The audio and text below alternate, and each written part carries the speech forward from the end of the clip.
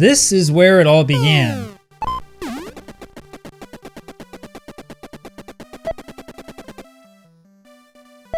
NES Baseball might not be the first baseball video game of all time.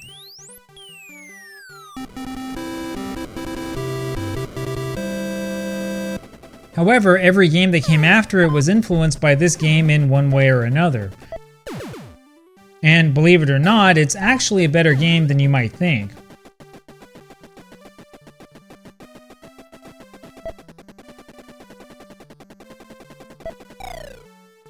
So I've seen comments all the time telling me that this game was good for its time, or that game was good if you look at it in historical context. Now sometimes that's true, sometimes it's not so true. In the case of the old black box baseball game on the NES though, I do think the game stands up for itself pretty well. But let's take a deeper dive into it. Okay, so we all know about games like this, Home Run on the Atari 2600. I mean, I guess this technically counts as a baseball game.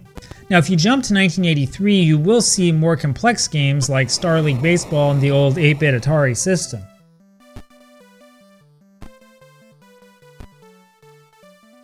There was also a Commodore 64 version of that same game.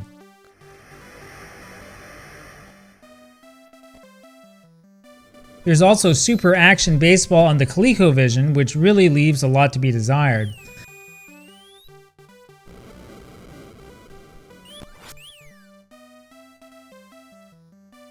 And then there's the famous Major League Baseball World Series on the Intellivision, which was kind of ambitious for the hardware. Now the thing about those games is that they really lack in terms of gameplay. They seem to me more like proof of concept creations than serious attempts at making a baseball game that's fun. And the graphics, of course, were extremely primitive even for the time. Now I'm not so sure if those companies realized it or not, but an arcade game in Japan was about to make every single one of those old baseball games obsolete overnight. That was this game, Champion Baseball by Sega.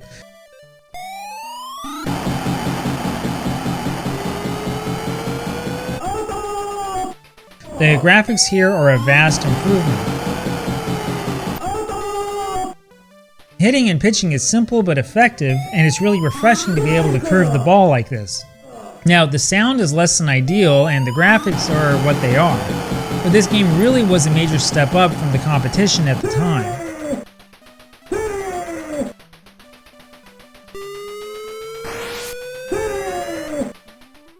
And the game was incredibly popular, in Japan at least. In the United States, however, the game was hit by the famous video game crash of 1983, which is also the reason why so many of those other 1983 baseball games I mentioned never really amounted to much. The cause of the crash was the flood of clone games that came out on systems like the old Atari 2600. Of course, the companies didn't exactly help themselves, coming up with shovelware titles like E.T., a game that became infamous. All segments of the video game industry were hit, and things only got worse as we marched into the mid-1980s. Now, some of the best sources we have of news from that era comes from magazines for the coin-operated industry, like this one, Cashbox, which was more closely associated with jukeboxes than arcade video games. Anyway, in July 1983, Cashbox reported that Champion Baseball was a smash success in Japan, and that Sega would bring it to the United States. The claim was that certain arcades in Japan were carrying nothing but Champion Baseball, similar to what happened with Space Invaders a few years earlier. Now, it's kind of a stretch to call Champion Baseball a thinking game, but these pictures are clearly an indication of demand for the product.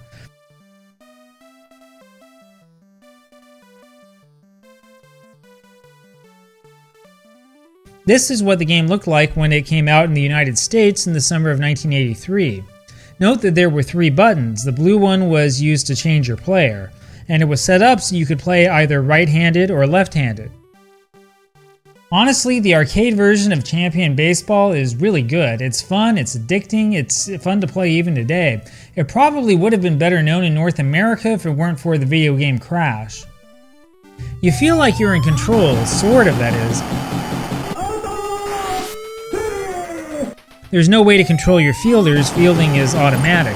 However, you do choose which base to throw the ball to. Now, the most frustrating thing is that the game ends as soon as the computer gets a lead.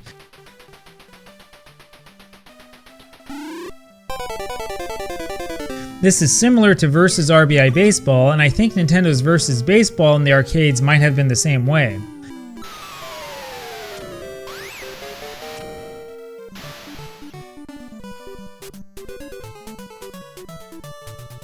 It makes you want to try again to see if you can beat the computer.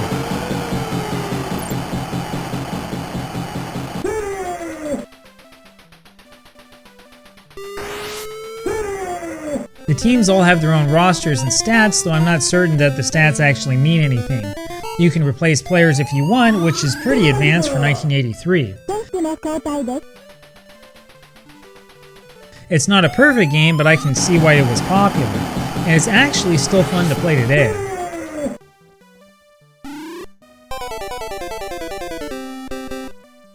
Now, this game came out at the same time that Sega was pushing the SG-1000, its first home console machine.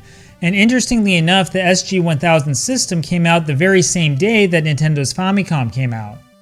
Well, this is what the SG-1000 looked like in all of its glory. The SG-1000 retailed for 15,000 yen in 1983, probably about $64 given the exchange rate at the time. And Champion Baseball came out for the SG-1000 in October 1983. Unfortunately, the SG-1000 version really shows the limitations of the system. It doesn't look or play much better than the other baseball video games of the time. And it really isn't all that much fun, to tell you the truth. So why tell you about all of this? Well, it's because this was Nintendo's inspiration to make a baseball game.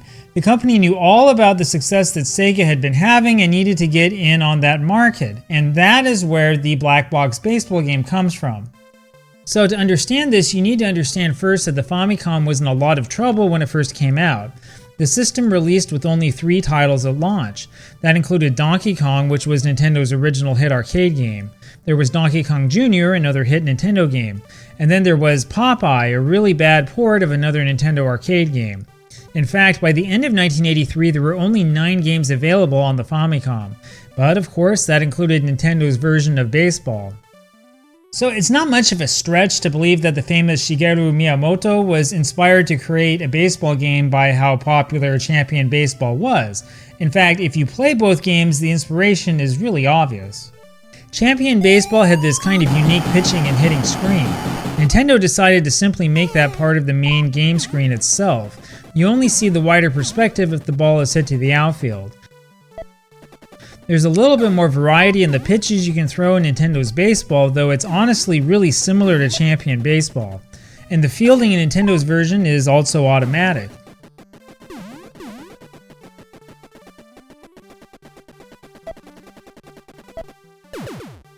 Both games are also unusual for baseball games in that you push the direction of the base the runner is standing on to get him to go to the next base. You can also apparently fake a throw with your fielder, though I don't know why you would want to do that. Of course, the biggest difference is that Nintendo's game only has 6 generic teams. There's no difference between the teams, no names, no nothing. Even the SG-1000 version of Champion Baseball had player names and statistics. I know it's kind of strange to think of it this way, but actually Nintendo's baseball was a clone of Sega's Champion Baseball, and the idea of using a clone to compete extended to the arcade. This is Versus Baseball, which Nintendo released in the arcades in 1984. The cabinet comes in a few varieties, looking something like this, I guess. I think that many of these units were actually equipped with dual monitors. When you play Versus Baseball on MAME, it comes up with the dual monitor system by default. Anyway, it's a vastly improved version of the NES game.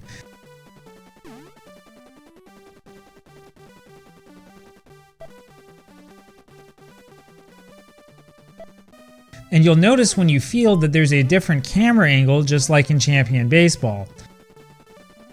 Versus Baseball is faster and more responsive than the Famicom game, and it really is a lot of fun. And it shows just how much the industry had improved in only a year or two.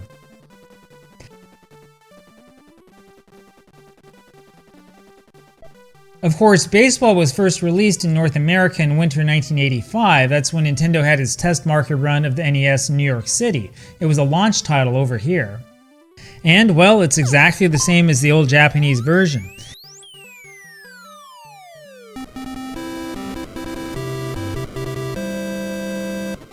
In fact, the older version of Baseball came with 5 screws in the back and a different tab system on the side. That's how you can tell the old ones apart from the newer ones.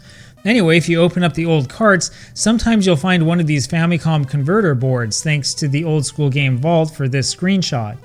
These games included adapters to allow the 60-pin Famicom boards to be played on the 72-pin NES. This was a cost-saving measure because of how uncertain the United States video game market was in 1985.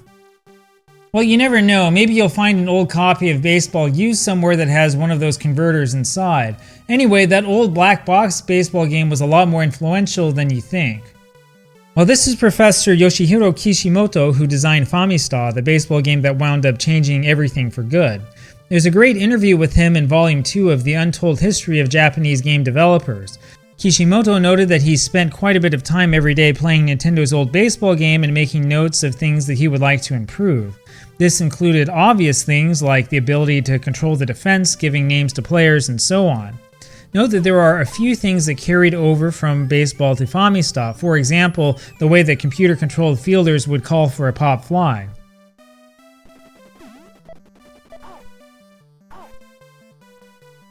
But there are a lot of differences as well. Famista was designed to be played quickly, and if you take a close look, it's actually pretty obvious. Pitching and hitting in Champion Baseball are pretty straightforward and well done. The same is true of the old black box baseball game, it's quick and easy. Now Famista is a bit fancier with pitches that bounce and it's zoomed in quite a bit. However, it still is the same basic idea. The most obvious difference comes when the ball is put into play. Champion Baseball is kind of frustrating since it's hard to see if the ball was actually fielded or not. Baseball on the NES is the same. Sometimes a routine ground ball winds up being a base hit for some strange reason. In Famista, the screen scrolls, a technique that wasn't really a thing in 1983. The player sees only a segment of the field instead of the entire thing at once. That helps with speed issues and prevents flickering problems. And it also makes it a lot easier to see what is happening, making the game a lot more satisfying. So keep that part in mind. I mean, it's not like the black box baseball game was a failure or a horrible game or anything like that. It really was an important part of the history of baseball video games. It's just a little bit dated, that's all. But you know, it's still a fun game to play after all these years.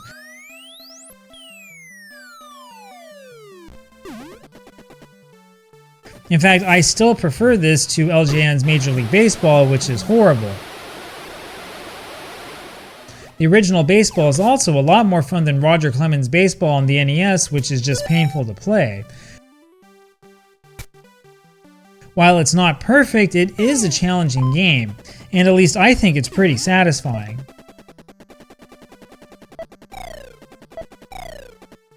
While the game's not quite as memorable as Famista, RBI Baseball, sure, but it still is an important part of video game history, and it's a lot more playable than the games that came before it.